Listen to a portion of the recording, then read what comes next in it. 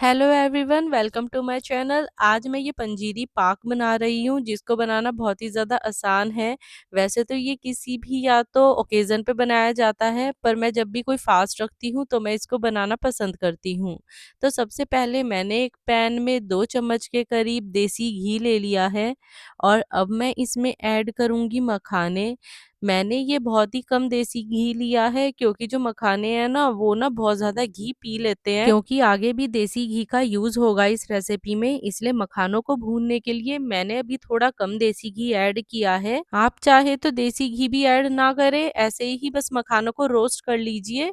तो मैंने ना यहाँ पे ये 2 कप मखाने लिए हैं जो वज़न में 50 ग्राम है, क्योंकि मखाने हल्के होते हैं और मैं ये इसमें ऐड कर दूँगी। थोड़ी-सी हम फ्लेम बढ़ा लेंगे और फिर बीच-बीच में कम भी करेंगे और थोड़ा ज़्यादा भी करेंगे। तो हमें मखानों को कंटीन्यूअसली चलाते रहना है क्योंकि मखाने नीचे से लग भी जाते हैं। बीच-बीच में हमको इसको फोड़ के देख लेना है कि अच्छे से रोस्ट हो गए हैं। अगर ये आसानी से फूट जाते हैं, यानी कि अंदर कच्चापन नहीं रहता है, इसका मतलब ये अच्छे से हमारे मखाने रोस्ट हो गए हैं।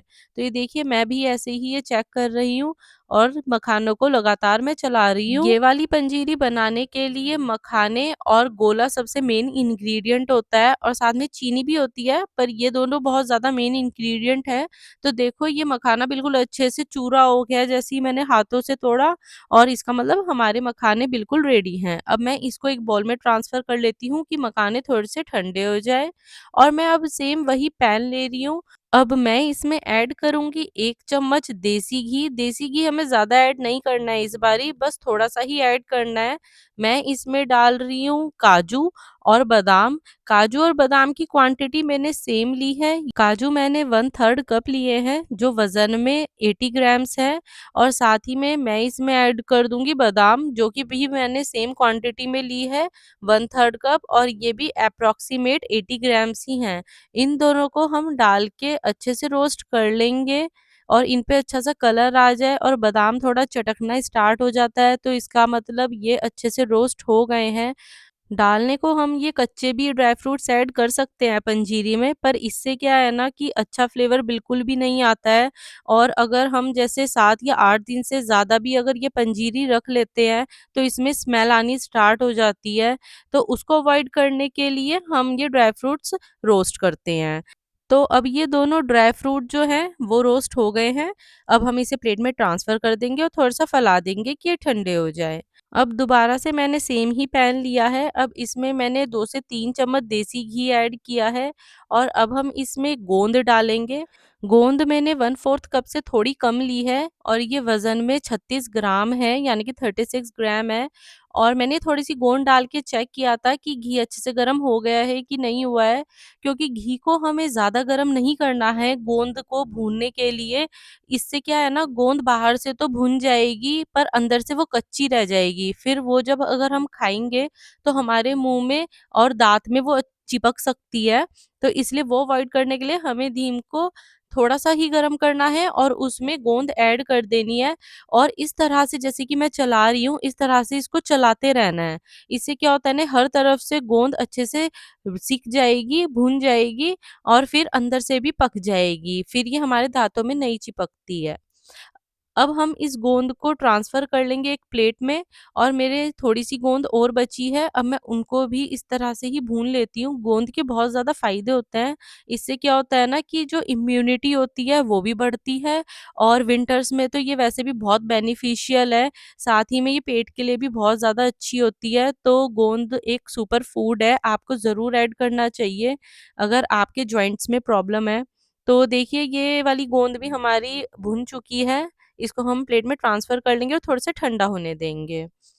तो गोंद हमारी रेडी है। अब हम सेम वही पैन लेंगे और इसमें देखिए थोड़ा-सा घी बच गया है और ये थोड़ा ब्लैक हो गया है, गोंद की वज़ह से हुआ है। पर चलो कोई बात नहीं, हम इसमें ही ये जो है ना खरबूजे के बीज, ये हम ऐड कर देंगे। खरबूजे के बीज मैंने 2 टेबल स्पून ली है, जो कि 25 ग्राम के करीब है।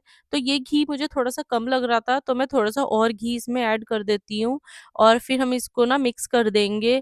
अब आपको एक बात का ध्यान रखना है, जैसे ही आप ये घी में ये डालेंगे ना खरबूजे के बीज, तो आपको लिड से कवर कर देना है, आप कोई प्लेट से ढक दें, क्योंकि ये ना फिर उछलते हैं और आपकी स्किन पे जाकर भी लग सकते हैं, और आपको इसलिए बड़ा सतर्क रहने की ज़रूरत है जब आप ये खरबूजे के बीज यूज़ करते हैं। तो बस मैंने भी इसको लिड से कवर कर दिया है, और जब तक ये पॉपिंग नहीं होना रुक जाते, यानी कि इस तरह से उछलना स्टार्ट नहीं हो जाते, मैं ये लिड नहीं हटाने वाली हूँ। और इस तरह से मैं बीच में भी चला तो सकती नहीं हूँ, तो मैं इसको इस तरह से ऊपर-नीचे कर रही हूँ, जिससे कि उसको बराबर से आँच मिले और वो घी में अच्छे से रोस्ट हो जाए और पक जाए। देखिए ये अच्छे से भुन चुके हैं और ये मोटे-मोटे भी हो गए हैं, इसका मतलब खरबूजे के बीज अच्छे से रोस्ट हो चुके हैं। तो चलिए इसको भी एक प्लेट में ट्रांसफ़र कर तो लेते हैं। चलिए नेक्स्ट स्टेप पे चलते हैं। तो मैंने ये सूखा हुआ गोला लिया है, जिसको कोपरा भी बोलते हैं। ये 1.5 कप के करीब मैंने कोपरा लिया है। इसको मैंने कटिंग कर लिया था और ये मैं बारी-बारी से ग्राइंडर जार में ग्राइंड कर लेती हूँ। इसको हमें बारीक ही पीसना है, मोटा नहीं पीसेंगे, जिससे कि खाने में बहुत अच्छा इसका टेस्ट आता है। ये दाँतों में भी नहीं फँसता है और बहुत अच्छा लगता है खाने में। अब मैंने यहाँ पर ये बादाम और काजू जो हमने पहले ही रोस्ट कर लिए थे, उनको मैं इसमें खलबट्टे में डाल के कूट रही हूँ। आप चाहे तो मिक्सर ग्राइंडर में डाल के इनको ग्राइंड भी कर सकते हैं, पर उसमें ये ज़्यादा पिस भी जाता है, तो इसलिए मैं इसको इसमें कर रही हूँ, जिससे कि थोड़ा दरदरा रहे। आप अपने अकॉर्डिंगली ये देख सकते हैं कि आपको ज़्यादा बारीक चाहिए या फिर आपको दरदरा चाहिए। तो देखिए फ्रेंड्स, मैंने इस तरह से इनको मिक्स कर लिया है कूट कर, और ये इस तरह का मैंने कंसिस्टेंसी ली है।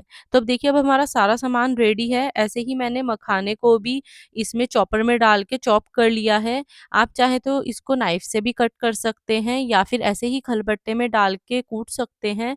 मेरे को ये चॉपर में ईज़ी लगा, क्योंकि मखाने सॉफ्ट हो जाते हैं, आसानी से कट भी जाते हैं, तो इसलिए मैंने इनको चॉपर में ही इस तरह से चॉप तो करा अब है। हम एक पैन लेंगे या आप कढ़ाई भी ले सकते हैं, और उसमें 1 कप पानी ऐड करेंगे, और अब हम इसमें ऐड कर देंगे 2 कप चीनी। ये 550 ग्राम के करीब चीनी है, और इसको पानी में ऐड करने के बाद हम इसको थोड़ा-सा चलाएँगे और इसकी चाशनी तैयार करेंगे। चाशनी को हम हाई फ्लेम पर कुक नहीं करेंगे, मीडियम फ्लेम पर ही कुक करेंगे, इससे चाशनी बहुत अच्छी बन के रेडी होती है।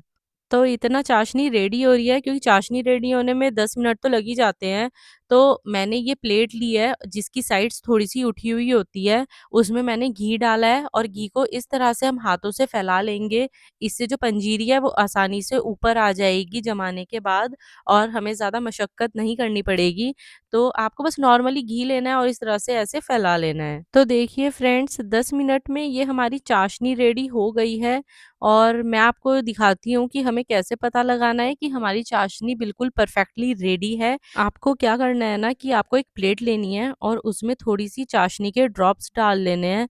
अगर इस तरीके से ये थोड़ी-सी हार्ड हो जाए, और देखिए इतने सारे जो तार निकल रहे हैं, अगर इस तरीके से ये तार निकल रहे हों, तो इसका मतलब चाशनी परफेक्टली रेडी है। और दूसरा तरीका ये है, आपको एक कटोरी में थोड़ा-सा पानी लेना है, और उस पानी में इस तरीके से हमें चाशनी के ड्रॉप्स डालने हैं। अगर कटोरी में भी इस तरीके से ये हार्ड हो जाए और सॉलिड फॉर्म में आ जाए, इसका मतलब चाशनी हमारी परफेक्टली रेडी है।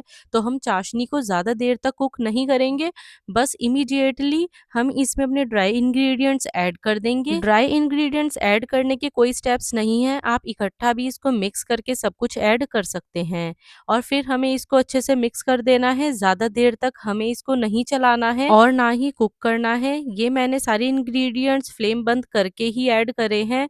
हमें इसे ज़्यादा भी नहीं चलाना है। इमीडिएटली विदिन 1 मिनट के अंदर प्लेट में ट्रांसफ़र कर देना है, जो हमने पहले ग्रीस करके रखी थी।